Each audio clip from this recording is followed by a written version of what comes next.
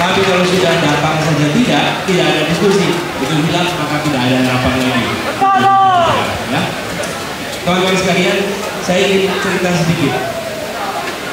Mungkinkah kita selalu setuju dengan orang yang paling dekat dengan kita?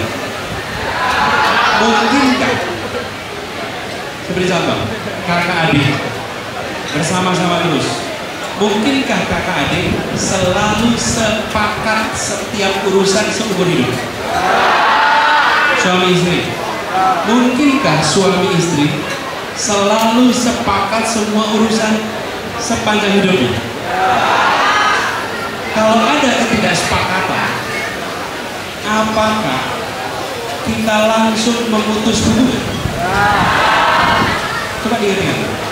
Kalau dengan kakak dan adik ada sesuatu yang tidak sepakat, apakah langsung kita putus hubungan?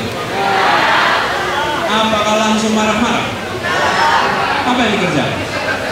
Bertanya, berdiskusi, tukar pikiran.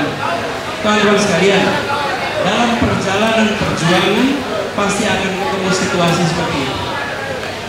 Mungkin yang dikerjakan seakan kita tidak sepakat hari ini, nanti 2 bulan lagi mungkin sama, 3 bulan berikutnya mungkin beda, 6 bulan berikutnya mungkin sama suami istri begitu.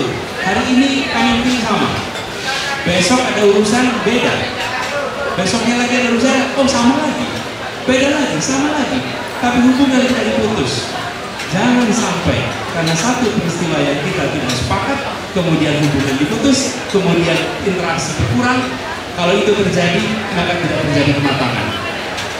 Jadi, dalam menyikapi perjalanan nanti, pasti ada hal-hal yang teman-teman setuju atau tidak setuju.